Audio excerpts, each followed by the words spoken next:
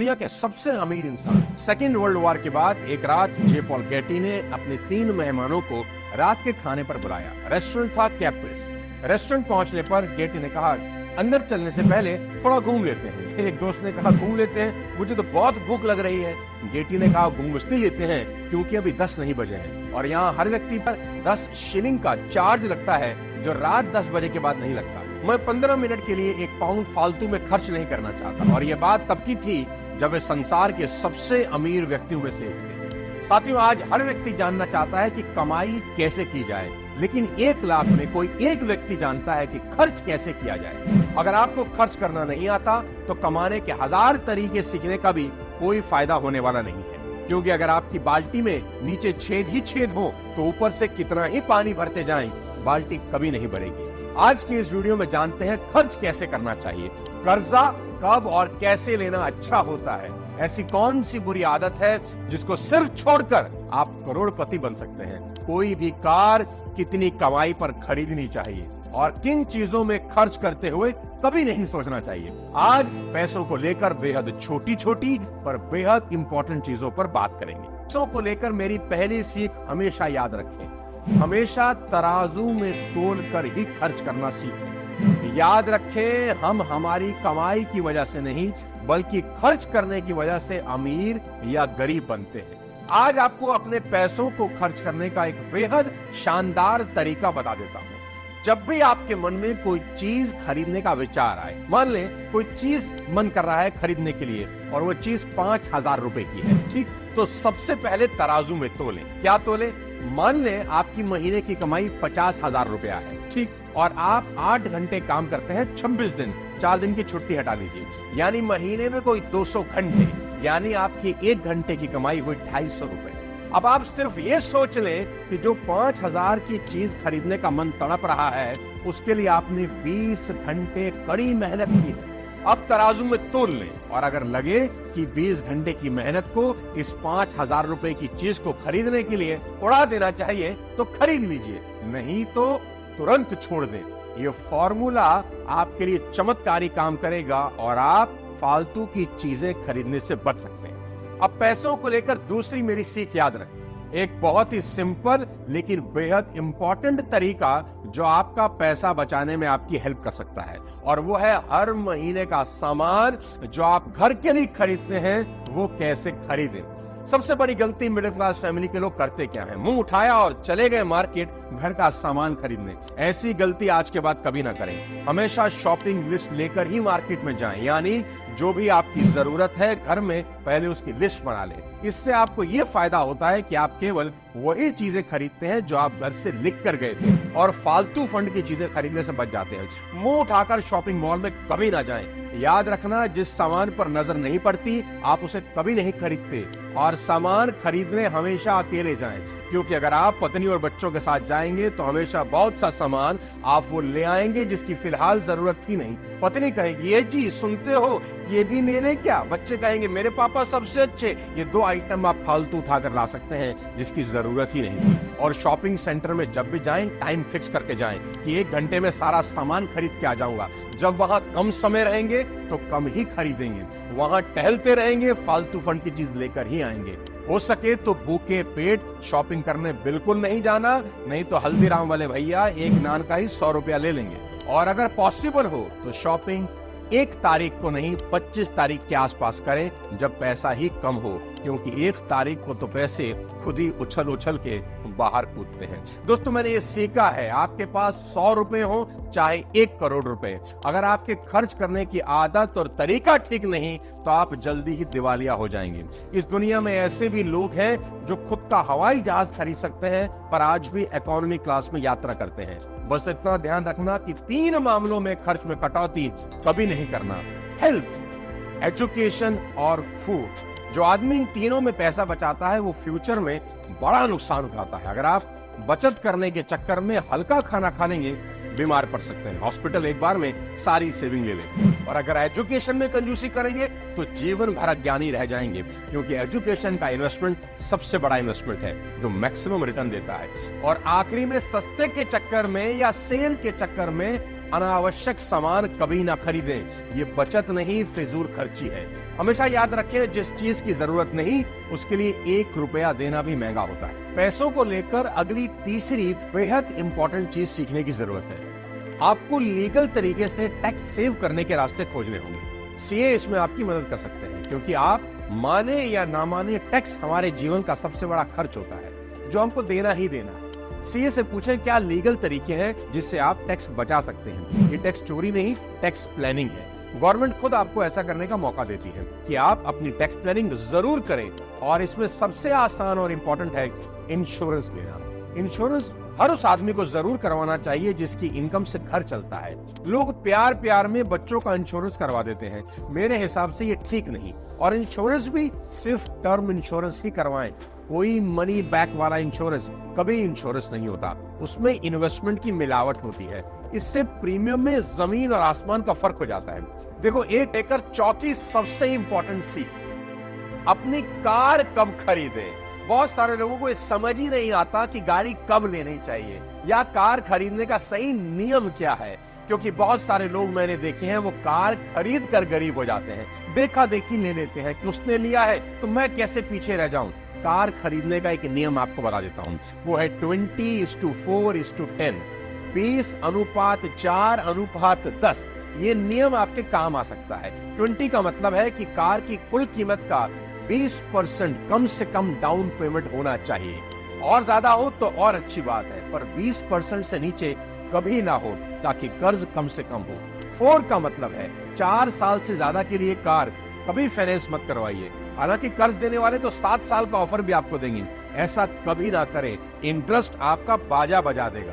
और 10 का मतलब है आपकी महीने की इनकम का 10% से ज्यादा की ईएमआई कभी नहीं होनी चाहिए। यानी अगर आपकी महीने की कमाई 1 लाख है तो आपकी ईएमआई 10,000 से ज्यादा कभी नहीं होनी चाहिए। कार खरीदने का दूसरा नियम, आपकी कार की कीमत आपके साल की टोटल कमाई का 50% से ज्यादा नहीं होनी चाहिए। यानी अगर आप साल का 20 लाख कमाते हैं तो आपको किसी भी हालत में 10 लाख से ऊपर की कार नहीं लेनी चाहिए, चाहे कुछ भी हो जाए। कोई भी कार खरीदते समय हमेशा इस नियम का पालन करेंगे तो पैसे की दिक्कत कभी नहीं होगी। पैसों को लेकर 5वीं सीख सीखते हैं। साथियों, सिर्फ एक गंदी आदत छोड़कर आप करोड़पति बन सकते हैं। सिर्फ आदत छोड़कर। अगर आप कश मारने के शौकीन है ना, धुआं उड़ाने के शौकीन है, और आप सिर्फ 100 रुपए की सिगरेट रोज पीते हैं, तो मैं आपको बता दूं आप 40 साल में 2 करोड़ रुपए की सिगरेट पी रहे हैं। 2 करोड़ की सिगरेट सुनकर बड़ा अजीब लग रहा होगा, आज समझाता हूं आपको। अगर आप 100 रुपए की सिगरेट रोज पीते हैं तो इसका मतलब आप साल भर में कोई करीब 40,000 रुपए की सिगरेट फूंक रहे हैं। यही 40,000 रुपए अगर आप समझदारी के साथ हर साल इन्वेस्ट करते रहे, जहां आपको सिर्फ 10% कंपाउंडिंग के हिसाब से ग्रोथ मिलती रहे, तो 40 साल के बाद आपको 2 करोड़ रुपए से ज्यादा मिल सकते हैं। जी हाँ, होश उड़ जाएंगे आपके। एक एक्सेल शीट से आपको समझाता हूं। स्क्रीन के ऊपर आपको दिखाई दे रही है एक एक्सेल शीट। देखिए, पहले साल हमने 40,000 रुपए इन्वेस्ट किए जो हमने सिगरेट ना पीकर बचाए थे। उस 40,000 को हमने शेयर बाजार, म्यूचुअल फंड कहीं भी इन्वेस्ट किया। अब उसने 10% की ग्रोथ दी, यानी 4,000 रुपए। तो साल के अंत में हमारे पास हो गए 44,000 रुपए। ठीक, दूसरे साल इस 44,000 में हमने 40,000 फिर जोड़ दिए, क्योंकि इस साल भी सिगरेट नहीं पीने का, तो हुआ हमारे पास 84,000 रुपए। फिर 10% की ग्रोथ मिली, 8,400 रुपए। तो टोटल हुए दूसरे साल के एंड में 92,600 रुपए। ठीक, तीसरे साल इसमें फिर 40,000 जोड़ दिए, क्योंकि सिगरेट फिर नहीं पीने की, तो हमारे पास 1,32,600 रुपए है इन्वेस्ट करने के लिए। 10% की ग्रोथ होती है 13,260 रुपए, यानी तीसरे साल के अंत तक हमारे पास पूंजी होती है 1,45,807 रुपए। दोस्तों, इसी तरीके से अगर हर साल हम सिगरेट ना पिए और 40,000 रुपए जोड़ते रहें, तो कंपाउंडिंग करते करते 34वां साल आते आते आपके पास 1 करोड़ रुपए की पूंजी हो जाती है। और अगर आप ध्यान से देखें 36वें, 37वें, 38वें, 39वें, 40वें साल के बाद जब 41वां साल आता है तो आपकी वेल्थ होती है 2 करोड़ 14 लाख रुपए से ऊपर। जी हाँ, बिल्कुल ठीक देख रहे हैं आप। आपकी आंखों के जो सामने है वो आप ही का पैसा है और आप ही के पास बचत है जो सिर्फ आपने तब बचाई है जब आपने एक निर्णय लिया कि इस गंदी लत को छोड़ देंगे, सिगरेट नहीं पिएंगे। इसको कहते हैं आम के आम और गुठलियों के भी दाम। यानी स्वास्थ्य तो अच्छा हुआ ही, एक छोटी सी हरकत की सिगरेट नहीं पीऊंगा आपको 2 करोड़ रुपए 40 बरस के अंदर दे सकती है। इससे आसान तरीका और क्या होगा करोड़पति बनने का। तो मेरे भाई, सिर्फ सिगरेट छोड़कर भी आप करोड़पति बन सकते हैं। इससे आसान और क्या रास्ता हो। अब पैसों का छठा नियम, और वो है कर्ज का नियम। इसको आपको समझना ही होगा। देखो, कर्ज अच्छा भी होता है, बुरा भी। अमीर लोगों में और गरीब लोगों में सबसे बड़ा फर्क यही से पैदा होता है।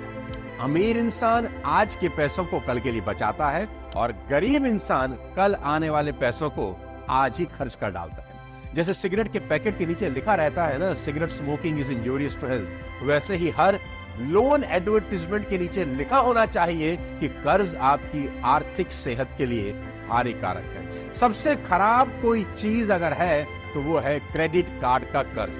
डेट में क्रेडिट कार्ड सबसे ज्यादा बर्बाद कर देने वाली वस्तु है।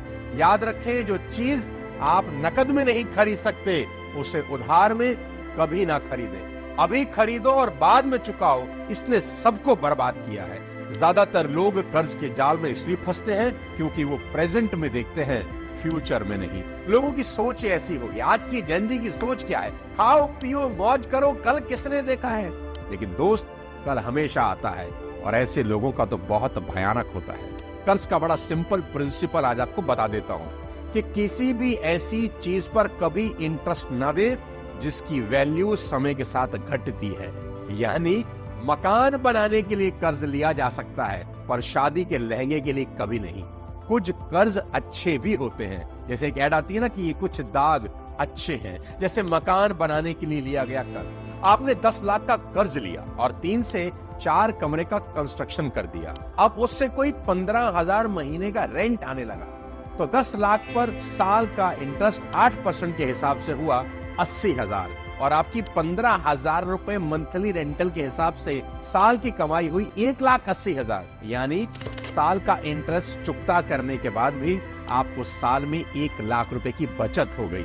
ये अच्छा कर्ज है, जरूर लेना चाहिए। बुरा कर्ज घाटे का सौदा है। घूमने के लिए कर्ज लेना, सिंगापुर जा रहे हैं लोन लेकर, वाह जी वाह। दिखावे के लिए कर्ज लेना, उसके पास गाड़ी है तो मैं भी लूंगा, वाह जी वाह। एंटरटेनमेंट के लिए कर्ज, ये बेहद घटिया चीजें हैं क्योंकि आप इससे अपने आने वाली कमाई को गिरवी रख रहे हैं और अपनी आर्थिक कब्र खुद खोद रहे हैं। ऐसा कभी मत करो। अब आखिरी में 7वीं सबसे इंपॉर्टेंट सीख जो आपको सीखनी बहुत जरूरी है, शान झाड़ना बंद कर दें। हाथ जोड़ के विनती है आपसे। विल रॉजर्स कहते थे कि बहुत सारे लोग अपना कमाया पैसा उन चीजों को खरीदने में खर्च कर देते हैं जिन्हें वे खुद ही नहीं चाहते और इस तरह से वो उन लोगों को प्रभावित करना चाहते हैं जिन्हें वे खुद ही पसंद नहीं करते।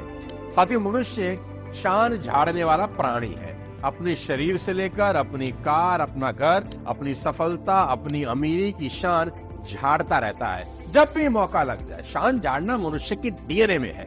आपके मन में कई हसरतें दबी हुई हैं। शान झाड़ने की एक लिस्ट मन में कहीं ना कहीं भर रखी है। जैसे ही पैसा आया, सब्र का बांध टूट गया और आपने अटपटी चीजें खरीदनी शुरू कर दी। आपने ध्यान दिया हो कि नहीं, मैं आपको बता देता हूँ। जैसे ही आपकी सैलरी बढ़ती है या कहीं से पैसे आते हैं ना, अचानक आपको आपके लाइफस्टाइल को बदलने का ख्याल आना शुरू हो जाता है कि अब मुझे नया फोन ले लेना चाहिए, पुराना हो गया है मेरा पुराना फोन, सोफा मेरा पुराना हो गया है, अब एसी वैसे लूंगा जैसा सुरेश के घर में है। जैसे ही पैसा आया, शान झाड़ना शुरू। तुमको पैसे से इतनी दुश्मनी क्यों कि पैसा आते ही उससे खुद से दूर करने लग जाते हो।